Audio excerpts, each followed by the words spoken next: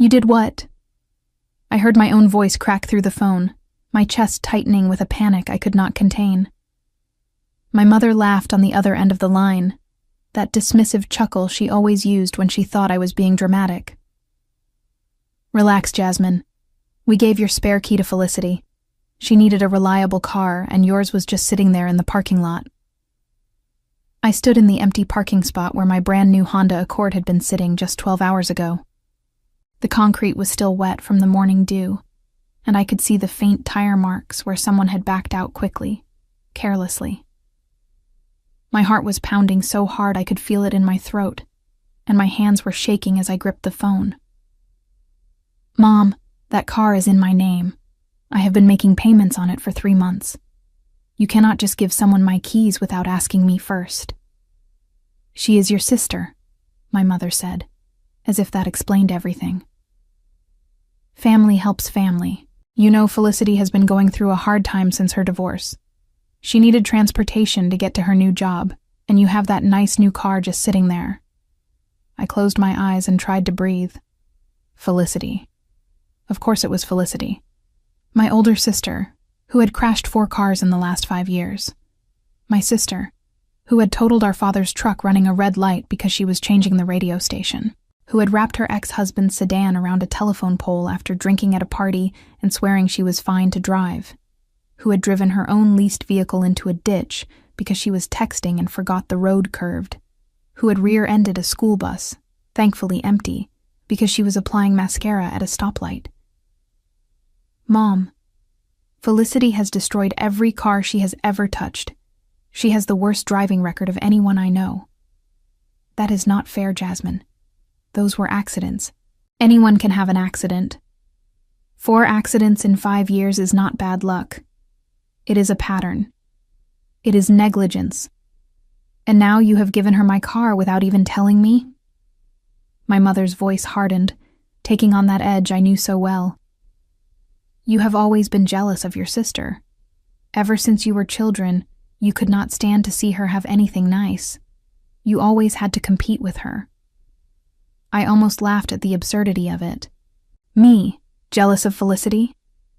I had worked 2 jobs through college while she dropped out after 1 semester to pursue a modeling career that never materialized. I had saved for years to afford the down payment on this car while she burned through 3 marriages and twice as many credit cards. I had built my life carefully, brick by brick, while she demolished everything in her path and expected someone else to clean up the rubble. Mom, I need you to listen to me very carefully. Where did Felicity take my car? I do not know exactly, probably to work. She said something about a new position at a salon in Worthington. You should be happy for her, Jasmine. She is finally getting her life together. When did she take it? Last night, around 11. Your father met her at your apartment complex and gave her the spare key. We thought you would be asleep and we did not want to wake you. We were trying to be considerate. They had come to my apartment, in the middle of the night, and handed over my property without even knocking on my door to ask permission. The betrayal of it settled into my bones like ice water, spreading through my entire body until I felt numb. Mom, I am going to give you a minute to understand what you have done. You and Dad came to my home, gave away my car without my permission, and did not even tell me until I called in a panic because I thought it had been stolen. It was not stolen, Jasmine. It is with family. That is completely different. It was taken without my consent. That is the definition of stolen. My mother scoffed, and I could picture her rolling her eyes. You are being ridiculous and dramatic as usual. Your sister will bring it back when she is done with it. A week, maybe 2 at most. When she is done with it? It is not a library book, Mom. It is a $28,000 vehicle that I am still paying off. I have car payments. I have insurance. I need that car to get to work. Money, money, money. That is all you ever think about, Jasmine. Family comes before money. Family comes before everything. I felt something shift inside me. A wall I had spent 29 years building, brick by careful brick, to protect myself from the reality of who my family actually was. And in that moment, standing in an empty parking space with the Columbus morning traffic rushing past and the cold October air biting at my cheeks. I felt the first crack appear in that wall. "All right," I said quietly. "Just give me a minute." I hung up before she could respond. "My name is Jasmine, and I am 29 years old.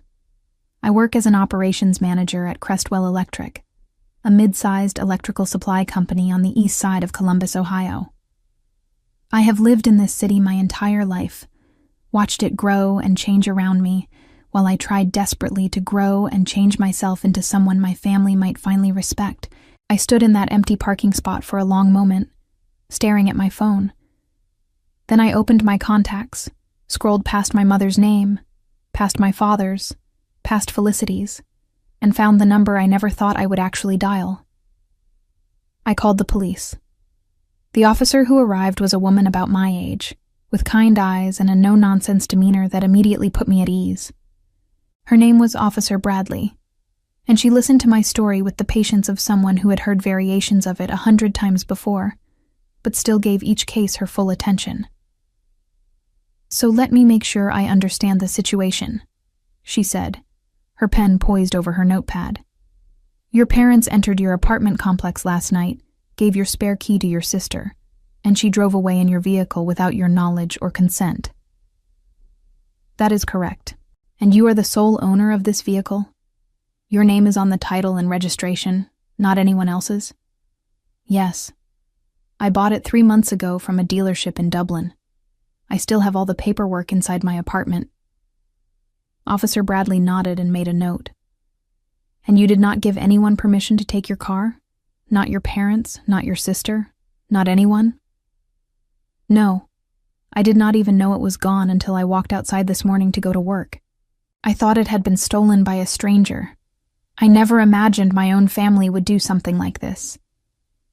She wrote something else in her notepad, then looked up at me with a serious expression. "I have to ask you this directly, and I need you to think carefully before you answer. Are you certain you want to file a report? Once this is in the system, it is in the system. Your sister will be flagged for vehicle theft, and that is not something that can be easily undone." I thought about my mother's voice on the phone, that condescending laugh. I thought about all the times I had covered for Felicity, made excuses for her, cleaned up her messes because that was what good sisters did. I thought about the car payments I would still owe even if Felicity crashed this vehicle like she had crashed all the others. I thought about the years of being treated like the backup plan while Felicity was the star. "I am certain." Officer Bradley nodded, her expression professional but not unkind. "All right. I'm going to start filling out the official report. This will take a few minutes." As she worked, my phone buzzed with an incoming call from my father. I let it go to voicemail. Then another call from my mother. Voicemail again. Then a text message from Felicity herself, the first communication I had received from her in months. "Heard you are freaking out about the car. Chill out. I am just borrowing it for the week. I will bring it back on Sunday. Stop being so dramatic." I showed the text to Officer Bradley, who raised an eyebrow as she read it. "She texted you admitting she has the car?" "Apparently she thinks this is just a misunderstanding. She thinks I am overreacting." "Well, this will make things easier from an evidentiary standpoint." Officer Bradley took a photo of my screen with her own phone. "I'm going to enter this into the system now. Your vehicle will be flagged as stolen, and any officer who runs the plates will be alerted immediately. If your sister is driving it, she will be stopped." Part of me expected to feel guilty. Part of me expected the familiar wave of anxiety that always came when I did something that might upset my family. That sick feeling in my stomach that had controlled my decisions for as long as I could remember. But instead, I felt something else entirely. Something that felt almost like relief, like setting down a heavy bag I had been carrying for miles without realizing how much it weighed. My phone rang again. This time it was Felicity calling directly, and after a moment of hesitation, I answered. "Jasmine? What the hell is wrong with you?" My sister's voice was sharp with annoyance. the same tone she used when anyone dared to inconvenience her. Mom said you were acting crazy about the car. It is just a car. I needed it for work, and you were not using it in the middle of the night. You took my car without asking me, Felicity. You did not call. You did not text. You just took it. I did ask. I asked Mom and Dad, and they said it would be fine. They said you would understand because you are always so understanding about everything. They do not own my car, Felicity. They cannot give permission for something that is not theirs to give. God, you are so uptight. This is exactly why nobody likes you. You know that? You are always so obsessed with rules and fairness and making sure everything is exactly right. Meanwhile, I am actually trying to get my life together, and you cannot even let me borrow a stupid car for 1 week. Officer Bradley was watching me with a carefully neutral expression. I realized she could probably hear every word my sister was saying through the phone. Felicity, where are you right now? None of your business. I will bring the car back when I am ready, and not a minute before. That car is currently registered as stolen with the Columbus Police Department. If you are driving it, and you get pulled over for any reason, you will be arrested on the spot. There was a pause. Then Felicity laughed, that same dismissive sound my mother always made. You are bluffing. You would never actually call the cops on your own sister. You do not have the guts. I already did. The officer is standing right next to me as we speak. The line went silent.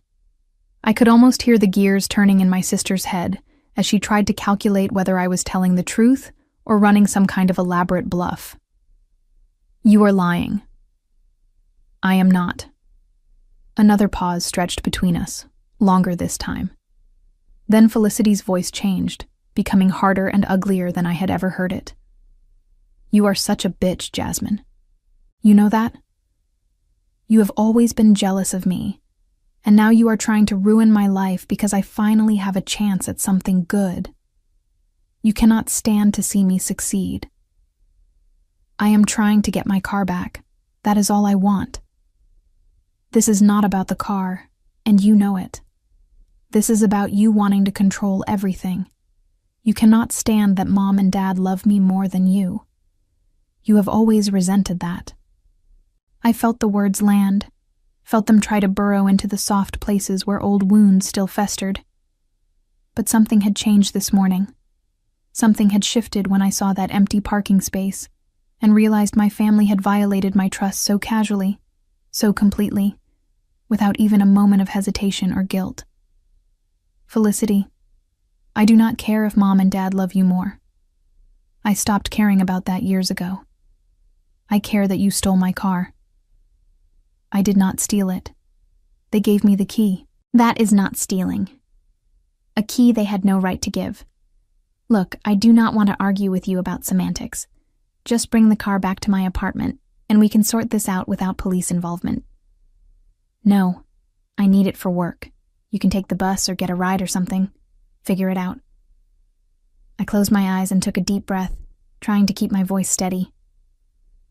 All right then. I will see you when the police find you. I hung up before she could respond. Officer Bradley was still watching me. Her notepad closed now.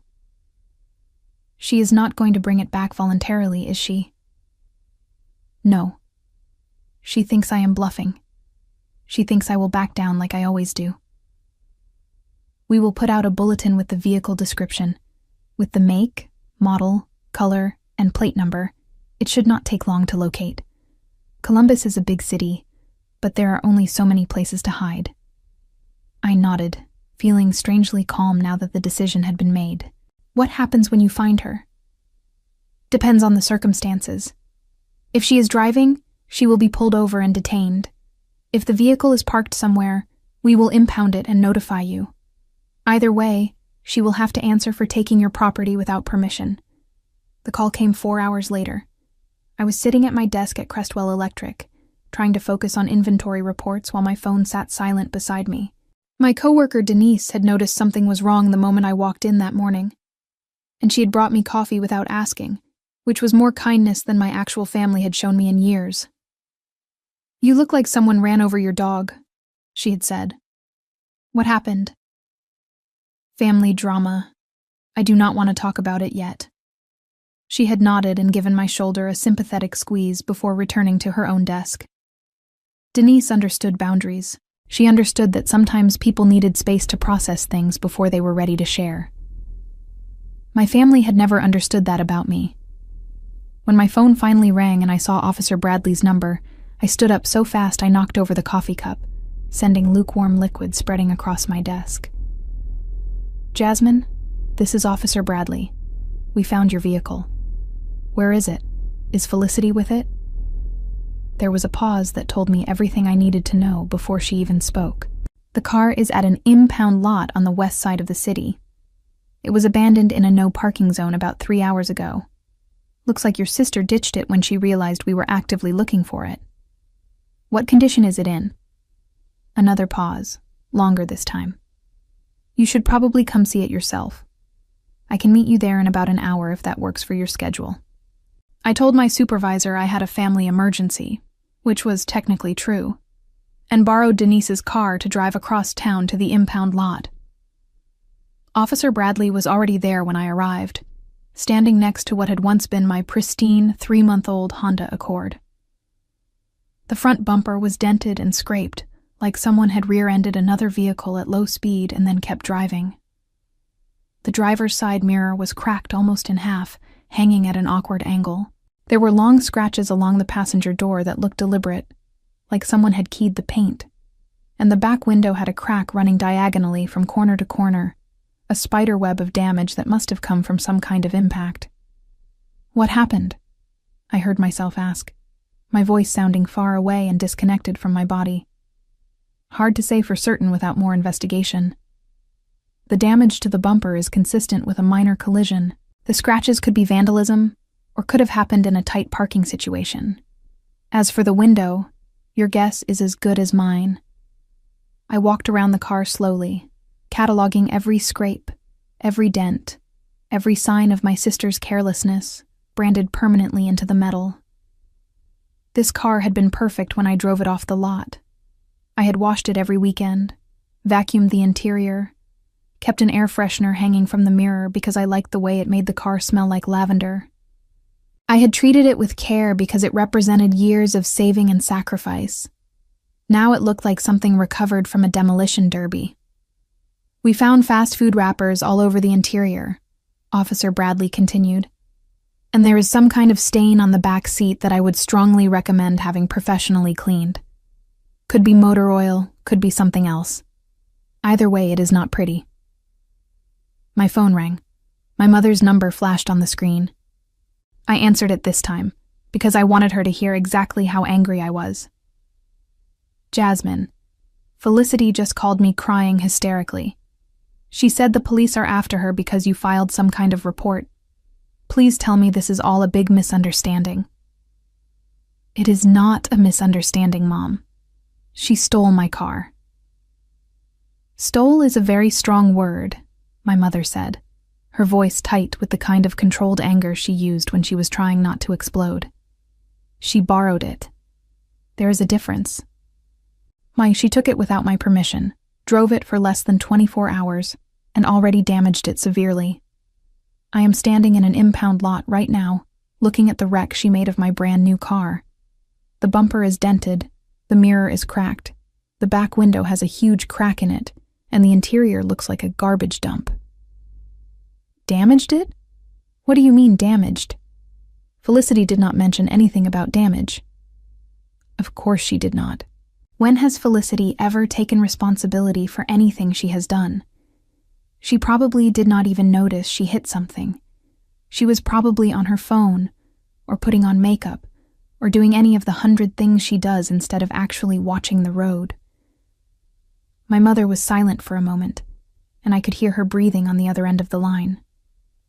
When she spoke again, her voice had shifted into a different gear, the one she used when she was trying to manipulate me into feeling guilty. "Well, even if there was some minor damage, it was probably an accident. You know Felicity has always had bad luck with cars. That does not mean she deserves to be treated like a criminal by her own sister. Bad luck? Mom, she has destroyed 4 vehicles in 5 years.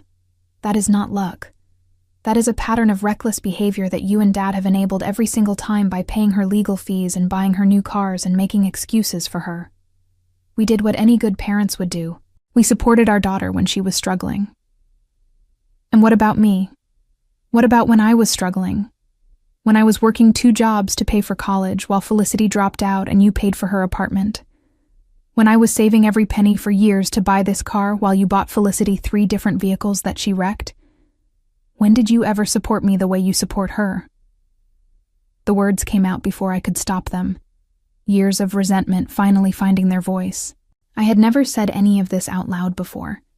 Had never allowed myself to acknowledge how unfair the disparity had always been. But standing in that impound lot, staring at the ruins of something I had worked so hard for, I could not keep quiet anymore. You never needed help, Jasmine. You were always so capable, so independent. Felicity needed more support because she struggled more. That is just the reality of having children with different needs. Different needs or different standards?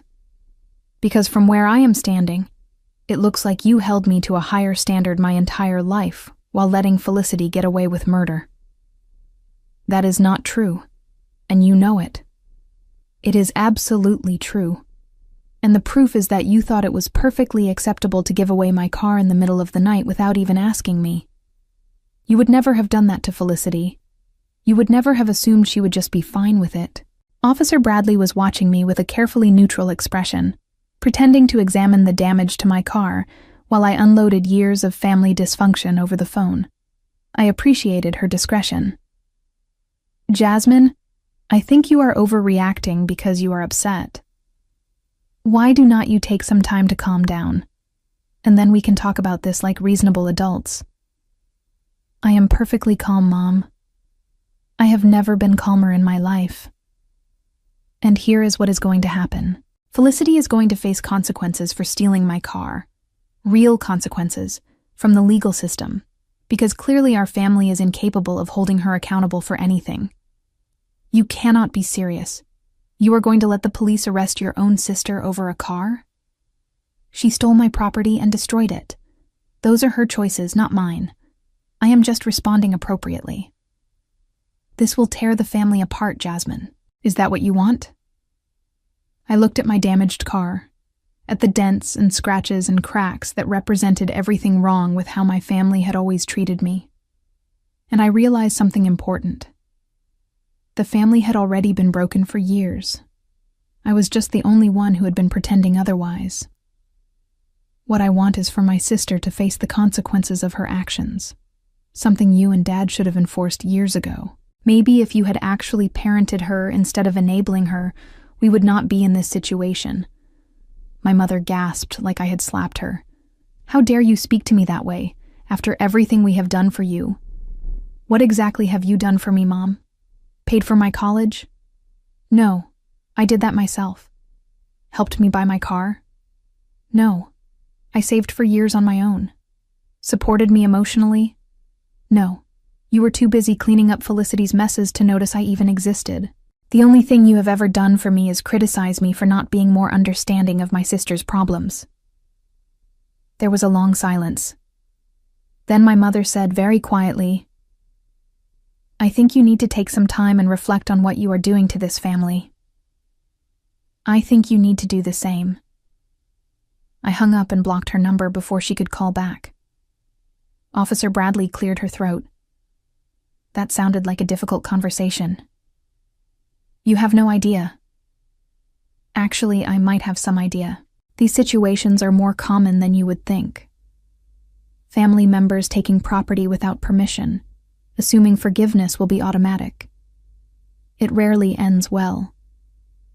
I looked at her, this stranger who had shown me more respect in one morning than my family had shown me in 29 years.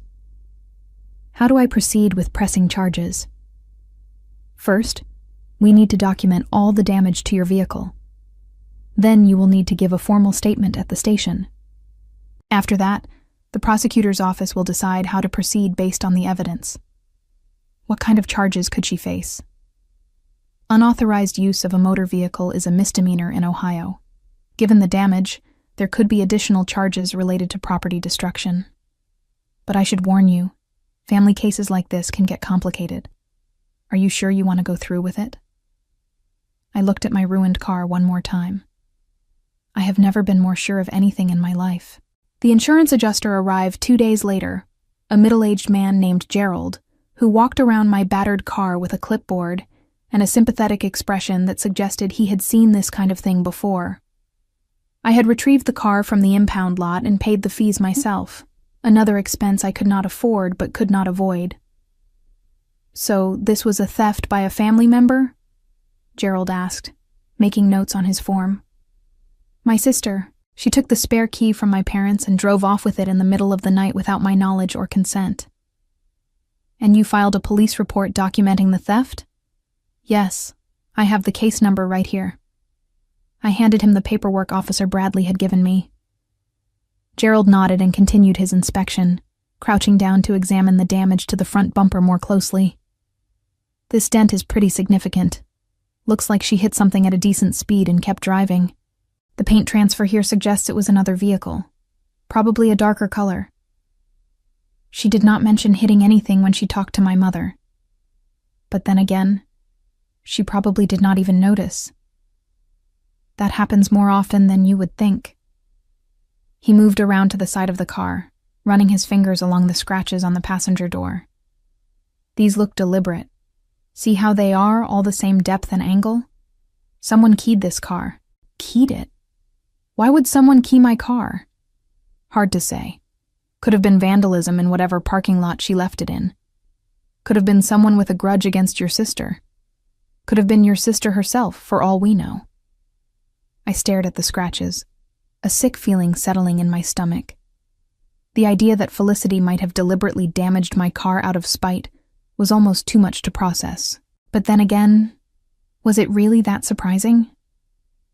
She had always been vindictive when she did not get her way. Gerald moved to the back of the car and examined the cracked window. This is interesting. See how the crack radiates from this point here? Something hit the window from the inside, not the outside, like someone threw something against it from the back seat. From the inside? That is what the pattern suggests. Could have been an accident, someone tossing a bag and hitting it harder than intended, or could have been intentional. Either way, it is going to need to be replaced.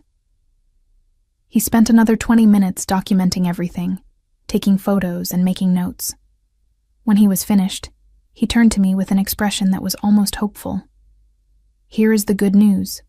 Your comprehensive coverage should handle most of this, given that you have a police report documenting the theft. We can process this as a stolen vehicle recovery claim. What does that mean exactly? It means we will cover the repairs minus your deductible. Given the extent of the damage, you might even qualify for a total loss payout if the repair costs exceed a certain percentage of the vehicle's current value. A total loss? You mean they would pay me for the whole car? Potentially. I will have to run the numbers and consult with our assessment team. But this is a fairly new vehicle with significant damage to multiple systems. It is definitely possible. I felt a small flicker of hope for the first time since I had discovered my car missing. How long will that take? I should have an answer for you within a week. In the meantime, document any additional damage you find and keep copies of all your communications with the police. After Gerald left, I sat in my damaged car and tried to process everything that had happened in the past 48 hours. My phone buzzed with a voicemail notification, and against my better judgment, I checked it. Felicity's voice filled my ear, slurred and angry, like she'd been drinking. So you actually did it. You actually called the cops on your own sister. I hope you are happy now, you selfish bitch. Mom and Dad are devastated. They cannot believe you would do this to the family. And for what? A stupid car? You always cared more about things than people, Jasmine. That is why you are going to die alone, you know that? Nobody wants to be with someone as cold as you. I saved the voicemail. Officer Bradley had told me to document everything, and this seemed like exactly the kind of thing that should be documented. There was another message, this one from my father. His voice was quieter than my mother's had been, more disappointed than angry, which somehow felt worse. Jasmine, this is your father. Your mother told me about your conversation. I understand you are upset about the car, but I think you are overreacting to the situation. Felicity made a mistake, but she is still your sister. Family forgives family. That is how it has always worked in this family. I think you should drop the charges and apologize to your mother for the things you said. She is very hurt, and she did not deserve to be spoken to that way. I deleted that one without saving it. If my father wanted to pretend that enabling Felicity's behavior for decades was somehow equivalent to family loyalty, that was his choice. But I was done pretending along with him. The third message was from an unknown number, and when I played it, I heard Felicity's voice again, but different this time, laughing, almost gleeful. Hey, Jasmine, guess what? I found another car to use. One of my friends is letting me borrow hers so you can have your precious Honda back. What is left of it anyway? Hope you enjoy driving around in a car that nobody wants, just like you. Have a great life, sister. She hung up, still laughing. I sat in my damaged car in the parking lot of my apartment complex, surrounded by evidence of my sister's carelessness and my family's betrayal, and I realized something important. I had spent my entire life trying to earn the love and respect of people who were incapable of giving it. I had worked hard, played by the rules, been the responsible one, the dependable one, the one who always cleaned up the messes and made excuses and kept the peace. And what had it gotten me? A stolen car, a pile of repair bills, and a family that blamed me for their own failures. Something in me hardened that day, not in a bitter way, but in a protective way, like a callus forming over a wound that had been rubbed raw for too long. I called Officer Bradley the next morning. I want to proceed with pressing charges, I said. Whatever the maximum is for what she did, I want to pursue it fully. Are you certain? Once we move forward with formal charges, it becomes very difficult to undo. The prosecutor's office will take over, and it will be out of your hands. I am certain. My sister left me a voicemail last night laughing about what she did. She does not think there will be any consequences. I want to prove her wrong. All right, I will need you to come down to the station and give a formal statement to a detective. Can you make it tomorrow morning around 9? I will be there. The police station was cold and institutional, with fluorescent lights that buzzed overhead and chairs in the waiting area that were clearly designed for function rather than comfort. Officer Bradley met me in the lobby and led me through a maze of hallways to a small interview room where a detective was already waiting. His name was Detective Hernandez, and he was a patient man with silver at his temples and a calm voice that made me feel like I was having a conversation with a friend rather than giving an official statement. I told him everything: the discovery of the empty parking space, the phone call with my mother, the dismissive texts from Felicity, the damage to the car, the voicemail she had left afterward. Your sister has quite a history with vehicles, he said, reviewing the notes he had been taking. 4 totaled cars in 5 years.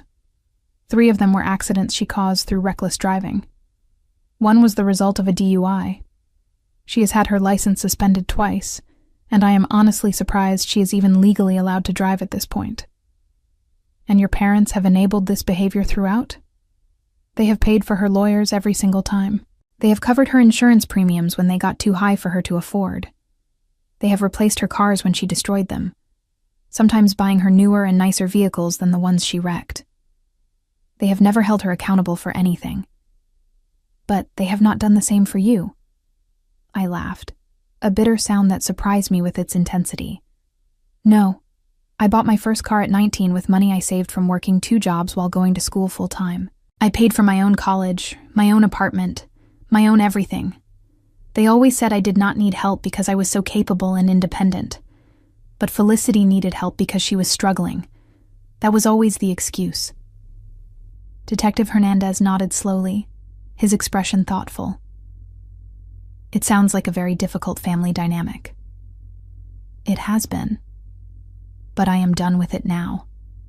I am done making excuses for her and covering for her and pretending that everything is fine when it clearly is not. After the statement was complete, Detective Hernandez explained what would happen next. Felicity would be officially charged with unauthorized use of a motor vehicle, which was a first-degree misdemeanor in Ohio. Given the damage to the car and the evidence of her previous driving incidents, there was a possibility of additional charges related to property destruction and vandalism. Will she go to jail? I asked. Unlikely for a first offense of this nature, but she will probably face significant fines, mandatory probation, and a suspended license. And if she violates the terms of her probation, or comes near your property again, then yes, jail becomes a very real possibility. I nodded. Part of me had hoped for something more severe, something that would truly get through to Felicity that her actions had consequences. But another part of me just wanted this nightmare to be over. There is one more thing, Detective Hernandez said, flipping through some papers on his desk. We ran a background check on your sister as part of the investigation. Standard procedure. Did you know she has outstanding warrants in 2 other counties? I stared at him, genuinely shocked. What kind of warrants? Failure to appear on traffic citations. 1 in Franklin County, 1 in Delaware County. Relatively minor stuff on their own, but it means she is already in the system. When we locate her and bring her in on your charges, she will also have to answer for those outstanding warrants. I thought about Felicity's laughing voicemail, her absolute confidence that she had gotten away with something yet again. She had no idea what was coming for her. What happens when you find her? We will take her into custody, process her on all the outstanding charges, and hold her until she can post bail or see a judge. Given the multiple jurisdictions involved, it could take a few days to sort everything out. Good, I said, and I meant it. The call from the insurance company came 5 days later, just as Gerald had promised. Good news, he said, his voice cheerful on the other end of the line. Based on our comprehensive assessment, the damage to your vehicle exceeds 70% of its current market value. You qualify for a total loss payout. I set down the coffee cup I had been holding, my heart suddenly racing. What does that mean exactly in terms of numbers? It means we will pay you the full market value of your vehicle, minus your deductible. Given that your car is only 3 months old and was in excellent condition prior to the theft, that should be very close to what you originally paid for it. And what happens to the car after that? We take possession of it and sell it for salvage. You will need to sign over the title as part of the process. But once all the paperwork is completed, you will receive a check for approximately $26,000. I did the math in my head. My car had cost $28,000. Minus the $500 deductible, I would be getting back almost everything I had invested, and I could use that money to buy a new car, something that my sister had never touched, that my parents had no keys to, that was entirely and completely mine. How do I proceed? I asked. Gerald walked me through the paperwork, promised to send everything via email that afternoon, and told me the check would arrive within 2 weeks of receiving my signed documents. After I hung up, I sat at my kitchen table and stared at the wall for a long time, trying to process this unexpected turn of events. This was not how I had expected things to go. I had imagined a prolonged battle with the insurance company, arguments about coverage and liability, and whether family theft really counted as theft. Instead, they had assessed the damage, confirmed the circumstances, and agreed to make me whole. It felt almost too good to be true. Like I was waiting for the other shoe to drop and ruin everything. But days passed, and no shoe dropped. My sister was located in Franklin County 2 weeks after the initial theft, pulled over for a routine traffic stop that quickly became much more complicated when the officer ran her license and discovered the outstanding warrants. She was taken into custody immediately and held without bail until her various legal matters could be sorted out. She spent 4 nights in the county jail before her friend Brittany scraped together enough money to post bond. The photos that circulated on social media afterward showed a very different Felicity than the one I was used to seeing. Her hair was unwashed and stringy, her face bare of makeup and showing every one of her 32 years. Her eyes red from what might have been crying, or might have been exhaustion. She looked scared and small, and finally, like someone who understood that her actions had consequences. My mother called me from my father's phone, which I had not yet blocked. "Jasmine, please. Your sister is falling apart. She has court dates in 3 different counties now. She could lose her license permanently. Is that really what you want? Is that really the outcome you were hoping for?" "What I want," I said, keeping my voice perfectly calm, "is for my sister to face the consequences of her actions. Something you and Dad should have enforced years ago when the problems first started. We did the best we could. Felicity has always been difficult. She has always needed more support than you. Felicity has always been enabled. There is a significant difference. And now that enabling has led her to a place where she is facing actual legal consequences for the first time in her life. Maybe that will finally be the wake-up call she needs." My mother started crying. Those theatrical sobs that had always worked on me when I was younger, that had always made me feel guilty for having feelings of my own. "How can you be so cold? She is your sister. She is family. Does that mean nothing to you anymore?" "Family does not steal from each other, Mom. Family does not trash each other's property and then laugh about it on voicemail. Family does not enable destruction for decades and then blame the victim for finally standing up for themselves. You want to talk about what family means? Maybe you should start by examining what kind of family you and Dad have created. That is a terrible thing to say. We have always tried our best for both of you. Your best was not good enough, and I am done pretending that it was." I hung up and blocked my father's number too. The court date came 3 months after the theft, on a cold November morning that perfectly matched my mood. I had not spoken to anyone in my family since blocking their numbers, had not responded to the letters they sent or the messages they left through mutual relatives. I had built a wall around my life, solid and strong, and I was not letting anyone through who had not earned the right to be there. Detective Hernandez had called me the week before to explain what would happen at the hearing. Felicity was facing multiple charges now, not just the unauthorized use of my vehicle. The outstanding warrants had been consolidated into a single case, and she was being tried for a pattern of traffic violations, failure to appear on multiple court dates, driving with a suspended license, and property damage. The prosecutor was pushing for jail time. "You do not have to attend the hearing," he said. "You have already given your statement, and the evidence speaks for itself. But you have the right to be there if you want to see how it plays out." I wanted to see it. I needed to see it. The Franklin County Courthouse was a large stone building that felt appropriately serious for the occasion. I found a seat in the gallery near the back and watched as the room slowly filled with lawyers, defendants waiting for their own cases, and observers like myself. My parents arrived about 10 minutes before Felicity's case was scheduled to be called. My mother wearing a black dress that made her look like she was attending a funeral. My father in a suit I had never seen him wear before. They spotted me immediately. My mother's face went through several emotions in rapid succession. Surprise that I was there. Hope that my presence meant reconciliation. Anger when she saw my closed expression. And finally resignation when I did not acknowledge her at all. She started to move toward me, but my father put a hand on her arm and shook his head. They sat on the opposite side of the gallery, as far from me as they could get while still being in the same room. Felicity was brought in by a bailiff, wearing an orange jumpsuit with her hair pulled back in a messy ponytail. She looked smaller than I remembered, diminished somehow, like the past 3 months had taken something fundamental out of her.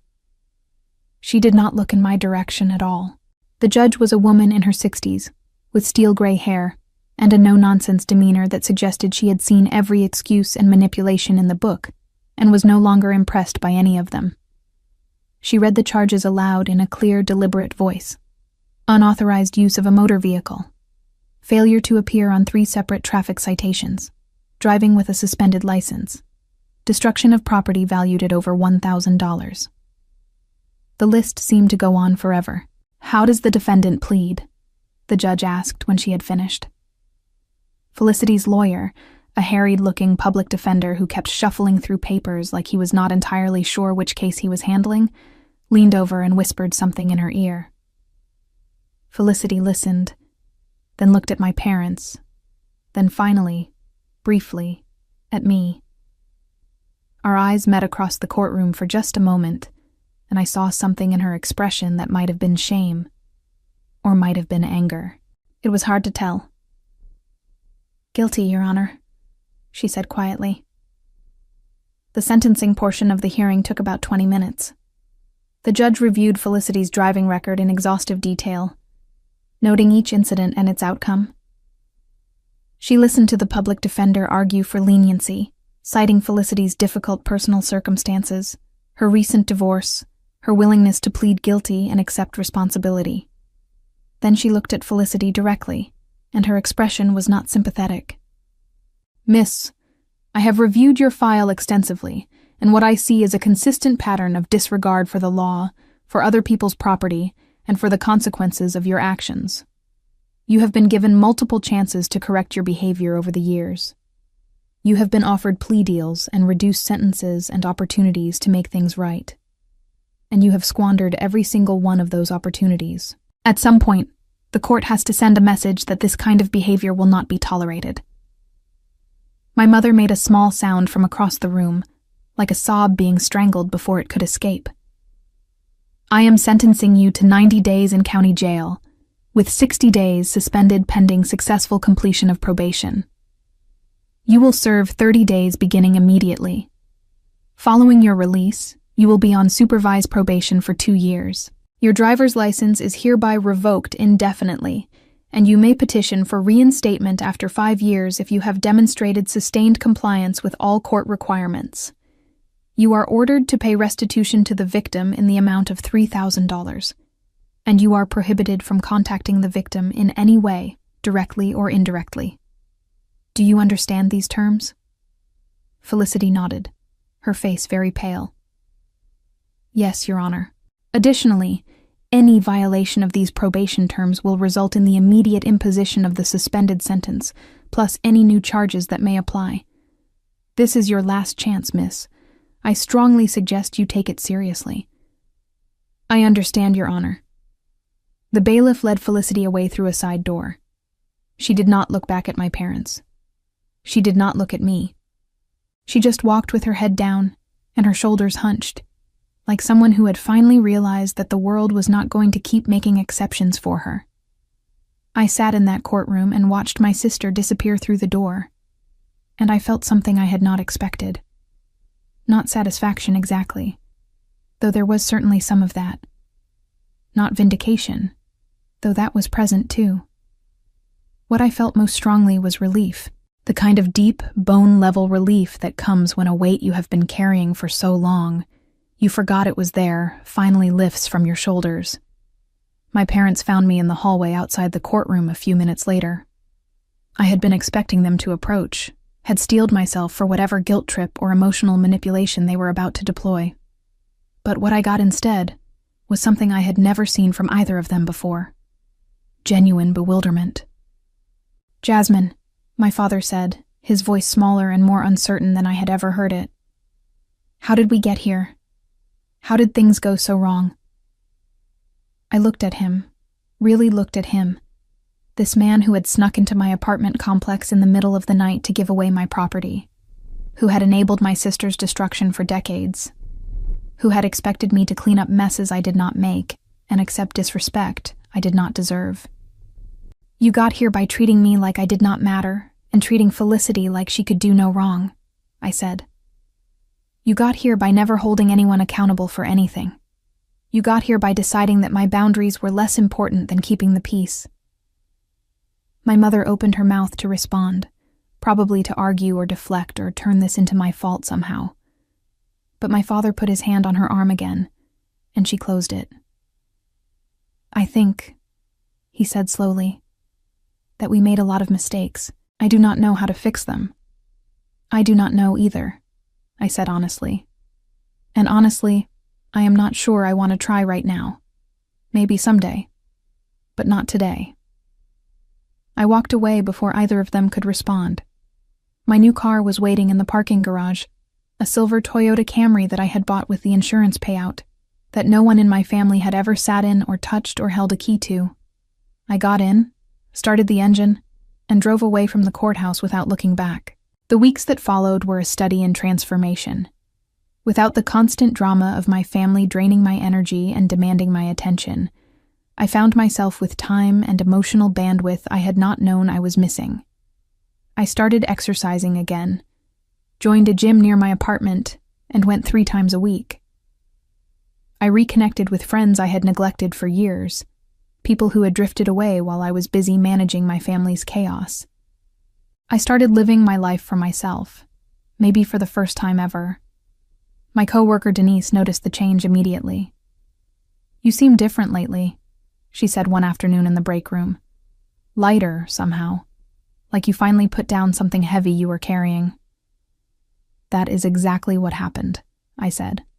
"I stopped carrying weight that was not mine to carry." She nodded like she understood, and maybe she did. Everyone has something they have been holding on to for too long. The restitution check from Felicity arrived about 2 months after the trial, a money order for $3,000 that must have cost her everything she had saved. I deposited it into my savings account without ceremony, money that would go toward building my future instead of cleaning up someone else's past. A year passed. Felicity completed her 30 days in jail and was released into her probation period. According to cousins who still talked to both of us, she was working at a fast food restaurant and living in a small apartment with a roommate, unable to drive and completely dependent on public transportation and the kindness of friends. My parents had finally stopped enabling her, whether because they could not afford to anymore, or because they had finally understood that their enabling was part of the problem. I did not know which, and I did not particularly care.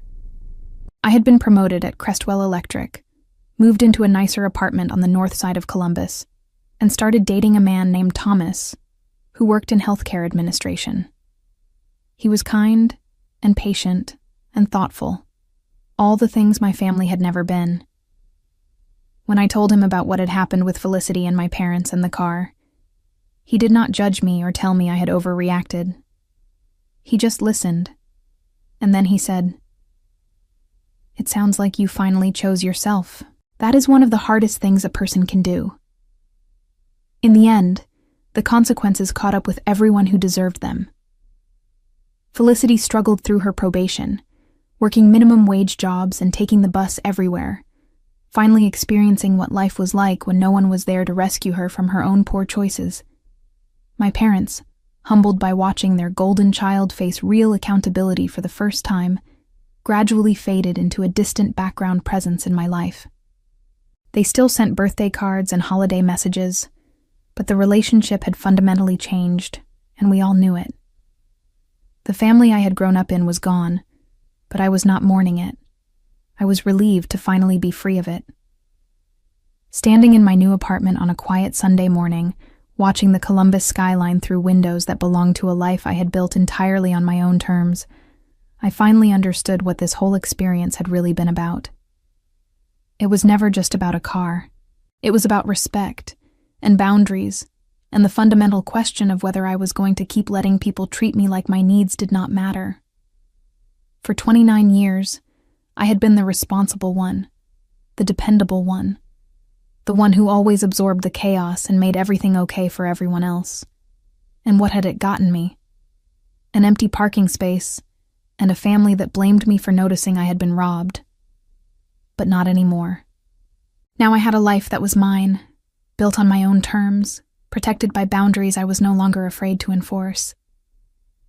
The car was just the catalyst, the final straw that broke a pattern I should have broken years earlier. And while I would never be grateful for what Felicity did, I could acknowledge that her theft had given me something valuable in return.